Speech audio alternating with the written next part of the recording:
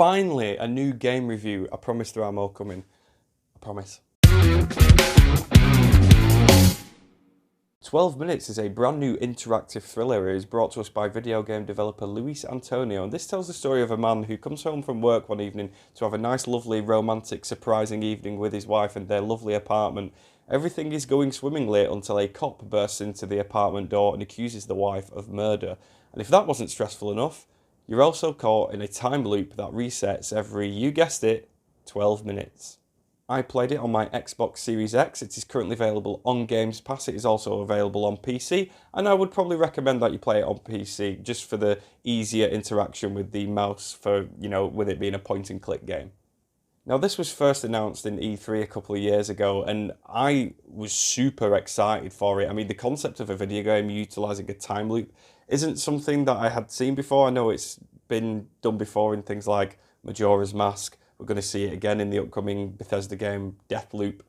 But the concept alone, this being a thriller, had me super engaged. Not to mention the excellent voice cast. This game stars James McAvoy as the husband, Daisy Ridley as the wife, and Willem Dafoe as the incredibly intimidating police officer. And I am glad to say I had an absolute blast with 12 Minutes. It's probably one of my favourite games I've played this year, and I'm not someone who really plays a lot of indie games, but I cannot recommend this enough. Time loops aren't really anything new, especially in terms of a narrative. There seems to be an absolute surge of them recently, in recent times, but to see it in video game in this form was super exciting. And I'm going to sound like an IGN reviewer when I say this, but at times you do feel as if you're actually trapped in this time loop with him, having to solve these puzzles and really using your mind to figure out, how do I get out of this? Because there is a mystery to sort of be solved on top of that, asking the right questions. I felt like a sort of detective in my own way, and I really like that sort of immersion that I found myself in. The performances here are absolutely sensational. You wouldn't even think this was James McAvoy and Daisy Ridley. They are both utilising American accents, and I'm going to say it, this is probably Daisy Ridley's best ever performances. I know that's not saying much because of this recent Star Wars trilogy, but she is superb in here, and she's probably the standout performer of the entire story. And the way this story unfolds, I didn't see it coming, and the ending here is excellent. I sort of felt some David Fincher vibes into it. The game certainly takes inspiration from several movies. For example, the carpet as you're walking towards the apartment is an obvious reference to The Shining, but there's also inspirations from Hitchcock, some Rear Window references thrown in there, some David Fincher references thrown in there.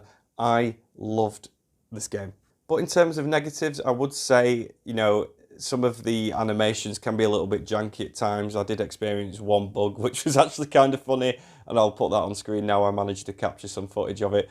But my main complaint is this game isn't easy, and I think for a more casual gamer, you might struggle here. And I know that's a common complaint of certain games these days, is that they hold your hand a little too easily.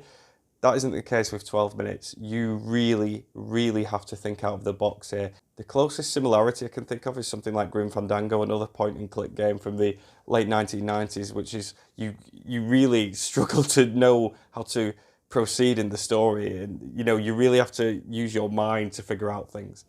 And I need to be honest with you guys, while playing 12 Minutes, I did something that I haven't done in a long time. It's something that I am disgusted at myself at. And I don't think I'm going to be able to look my family in the face anymore. And that's the fact that I used a walkthrough guide online. I'm so sorry. So that is one sort of major complaint I have. I think if you're someone who plays Fortnite, Call of Duty or something like that, even if you're someone who likes a narrative play out, you are going to struggle here. And I really didn't think I was ever going to be able to finish this without the use of a guide. One other review I saw is that he managed to finish the game in 7 to 8 hours. I managed to finish it in about 2 to 3 hours, but that again is because I had the use of a guide. So if you want a more casual experience, I would actually recommend maybe using a guide. Other than that, I can't really recommend 12 Minutes enough, despite its little frustrations. It's one of the most unique story experiences I've had in quite some time, and I'm going to give 12 Minutes an 8 out of 10.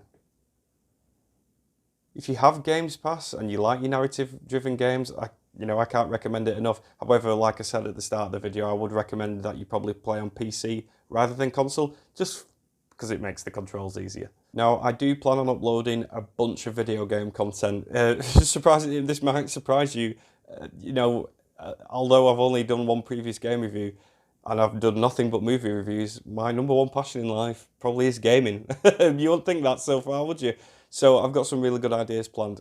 For example, throughout the month of September, I'm going to be looking at some retro James Bond games in the lead up to the new Bond film No Time to Die. So look forward to that. And until then, I will see you on the next episode of James Edit Reviews.